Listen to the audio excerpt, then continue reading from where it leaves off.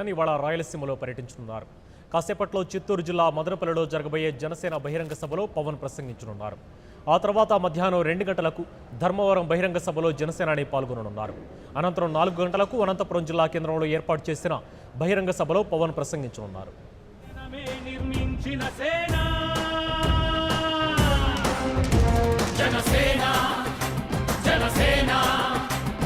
జనం కొరకు జనం చేత జనమే నిర్మించిన సేన జనసేన జనసేన జనం గూడు వినడానికి జనం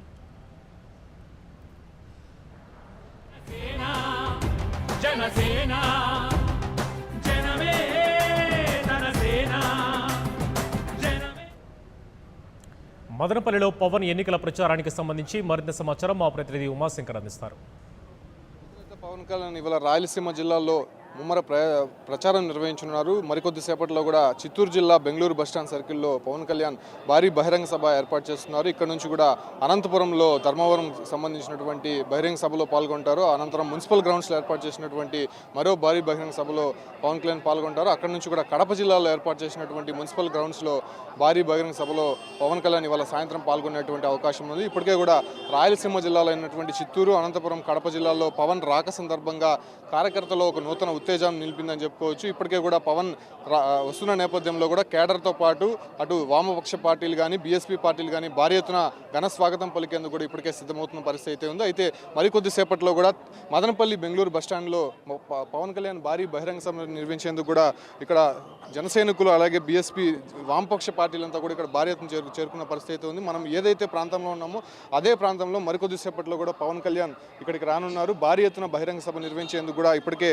పార్టీ కేడర్ అంతా కూడా సిద్ధమైన పరిస్థితి ఉంది. జనసేన మదనపల్లి అభ్యర్థి గంగారపు స్వాతి ఆధ్వర్యంలో పూర్తిస్థాయిలో కూడా ఇక్కడ ఏర్పాట్లన్నీ కూడా చేస్తున్నారు. 50,000 మందికి పైగా కూడా ఇక్కడికి వచ్చి పవన్ బహిరంగ సభలో పాల్గొనేందుకు కూడా ఇప్పటికే ఏర్పాట్లన్నీ కూడా చేస్తున్న పరిస్థితి ఉంది. పవన్ కళ్యాణ్ ప్రవేశపెట్టినటువంటి మేనిఫెస్టోను కానీ అంశాలు కానీ ఇప్పటికే కూడా ప్రజలకి, విద్యార్థులకి అలాగే చేనేత కార్మికులకు కూడా చేరువైన నేపథ్యంలో కూడా వాళ్ళందరూ కూడా ఇక్కడికి వచ్చి పవన్ బహిరంగ సభలో పాల్గొనేటువంటి అవకాశం ఉంది. ఇప్పటికే కూడా జనసేన అధినేత పవన్ కళ్యాణ్ రెండోసారి మదనపల్లి పర్యటన నేపథ్యంలో భారీ ఎత్తున కూడా ప్రజలు కానీ అటు క్యాడర్ కానీ వచ్చేటువంటి అవకాశం ఉండడంతో ఇప్పటికే కూడా నూతన ఉత్తేజాన్ని తీసుకొచ్చిందని చెప్పుకోవచ్చు. మనతో పాటు మదనపల్లి జనసేన అభ్యర్థి గంగారపు స్వాతి గారు ఉన్నారు. వాళ్ళతో మాట్లాడే ప్రయత్నం చేద్దాం. మరి ముఖ్యంగా జనసేన అధినేత ప్రవేశపెట్టినటువంటి మేనిఫెస్టోతో కానీ అంశాల్లో కానీ ప్రజల్లో ఎలాంటి రెస్పాన్స్ వస్తుంది? ముఖ్యంగా మీరు ప్రచారానికి వెళ్ళినటువంటి సందర్భంలో వారి నుంచి ఎటువంటి స్పందన వస్తుంది? చాలా బాగా స్పందన వస్తుంది. ఎందుకంటే గత ప్రభుత్వాలకు భిన్నంగా పవన్ కళ్యాణ్ గారు మార్పు కోసం ప్రశ్నిస్తానని చెప్పని ఈ పార్టీలోకి రావటం జరిగింది, ఈ పార్టీని స్థాపించడం జరిగింది. ఈ రోజున ఈ స్ఫూర్తిదాయక ప్రసంగం ఇవ్వటం కోసం మదనపల్లిలో భారీ బహిరంగ సభ ఏర్పాట్లు చేసినాము. ఇంతకుముందే దాదాపుగా ఒక 20 రోజుల క్రితమే పవన్ కళ్యాణ్ గారు ఇక్కడ ఒక రోడ్ షో నిర్వహించడం జరిగింది. కానీ ఇప్పుడు కేవలం రాజకీయంగా ఈ మీటింగ్ ఇవ్వటం కోసమే ఆయన వస్తున్నారు. 2 రోజుల క్రితమే మాకు తెలిసింది కాబట్టి సమయం లేకపోవటం వల్ల ఇంకా ప్రజలందరికీ తెలియట్లేదు. మేము అనౌన్స్మెంట్ల ద్వారాను ఒక వెహికల్స్ పెట్టి వాటి ద్వారా మేము అనౌన్స్మెంట్ చేయడం జరిగింది. నిన్నే పర్మిషన్లు అన్నీ తీసుకోవడం జరిగింది. ఈరోజు ఇక్కడికి వచ్చి ఒక స్ఫూర్తిదాయక సందేశం ఇస్తారు. యావత్ ఈ జనసంద్రాన్ని అందరినీ కూడా ఆయన చూసి, అలాగే ఫ్యాన్స్, జనసేన కార్యకర్తలు, బీఎస్పీ, సిపిఐ, సిపిఎం అందరి కార్యకర్తలు, నాయకులు అందరూ కూడా ఇక్కడ హాజరవటం జరిగింది. ఇది చాలా భారీ బహిరంగ సభ. ఈ సభను ఉద్దేశించి పవన్ కళ్యాణ్ గారు అన్నీ కూడా తన మేనిఫెస్టో కూడా ఒకసారి వివరించడం కానీ అన్నీ జరుగుతుంది. మదనపల్లిలో సమస్యల గురించి కూడా మేము కూడా ఆయన దృష్టికి తీసుకుని వస్తాము. అలాగే ఏదైతే పవన్ కళ్యాణ్ గారు మార్పు కోరుకుంటున్నారో ఆ మార్పు మదనపల్లి నుంచే రావాలని చెప్పని ఒక మహిళగా యావత్ మహిళలందరూ కూడా నన్ను నిలబెట్టి నాకు బలం చేకూర్చాలని, జనసేన కార్యకర్తలు అందరూ కూడా నాకు బలం చేకూర్చి ఇక్కడ మంచి మెజారిటీతో నన్ను గెలిపించి శాసనసభకు పంపించాలని చెప్పని, నేను నీతిగా, నిజాయితీగా, స్వచ్ఛమైన పాలన ఇస్తానని చెప్పని అందరికీ హామీ ఇస్తున్నాను. జనసేన నాయకులు రామదాస్ చౌదరి గారు ఉన్నారు. సార్, ముఖ్యంగా ఇవాళ పవన్ పర్యటన ఎలా ఉండబోతుంది?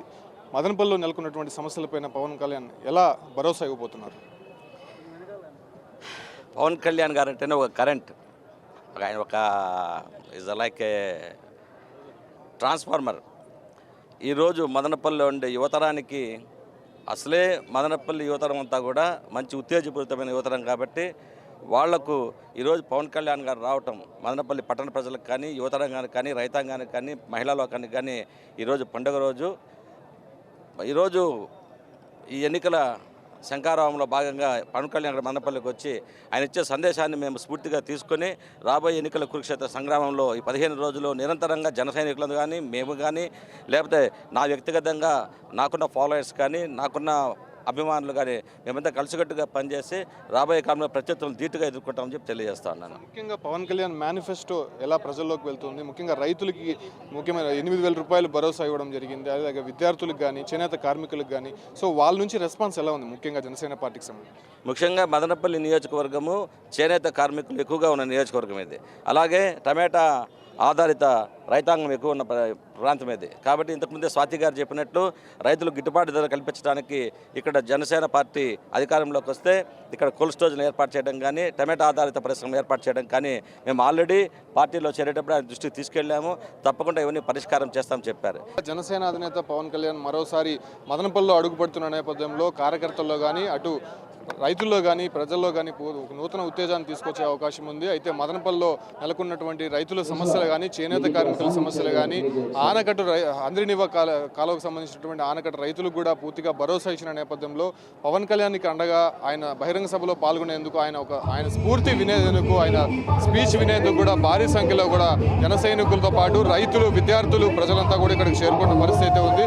మరికొద్ది సేపట్లో కూడా బెంగళూరు ప్రత్యేక విమానంలో పవన్ కళ్యాణ్ చేరుకోనున్నారు. అక్కడ నుంచి కూడా రోడ్డు మార్గాన మదనపల్లిలో ఉన్నటువంటి బెంగళూరు బస్టాండ్కి చేరుకొని ఇక్కడ భారీ బహిరంగ సభలో పాల్గొనున్నారు. ఆయన ప్రసంగం వినేందుకు కూడా భారీ ఎత్తున దాదాపు 50,000 మంది ప్రజలు కానీ కార్యకర్తలు కానీ ఇక్కడికి చేరుకున్న పరిస్థితి ఉంది. మరికొద్ది సేపట్లో జనసేనాని చిత్తూరు జిల్లాకు రానున్నారు. చిత్తూరు జిల్లా పర్యటన అనంతరం అనంతపురం జిల్లాలో 2 బహిరంగ సభల్లో పాల్గొనున్నారు. అక్కడి నుంచి కూడా ఇవాళ సాయంత్రం కడప జిల్లాలో మున్సిపల్ గ్రౌండ్స్లో ఏర్పాటు చేసినటువంటి భారీ బహిరంగ సభలో జనసేనాని పాల్గొనున్నారు. ముఖ్యంగా రాయలసీమ పర్యటన నేపథ్యంలో రాయలసీమలో నెలకొన్నటువంటి కరువు పైన రాయలసీమ రతనాలసీమ చేస్తానన్నటువంటి ప్రభుత్వాల హామీలపైన ముఖ్యంగా పవన్ కళ్యాణ్ గలం విప్పనున్నారు. అయితే రాబోయే రోజుల్లో కూడా పూర్తిగా రాయలసీమ ప్రజలకి భరోసా ఇస్తూ జనసేన పార్టీ అధికారంలోకి వస్తేనే కూడా రాయలసీమని రతనాలసీమ చేసే విధంగా కూడా చర్యలు తీసుకుంటామని చెప్పి కూడా ఒక పవన్ కళ్యాణ్ ఒక స్పీచ్ ఇచ్చే అవకాశం ఉంది. ఆయన స్పీచ్ వినేందుకు కూడా భారీ ఎత్తున ఇప్పటికే కూడా స్పందన వస్తున్న నేపథ్యంలో రాయలసీమలో కూడా భారీ ఎత్తున కూడా ఈ యొక్క ప్రజలు కానీ విద్యార్థులు కానీ వచ్చేటువంటి అవకాశం ఉన్నట్టు తెలుస్తుంది. ఇది ఇక్కడ తాజా పరిస్థితి మదనపల్లిలో.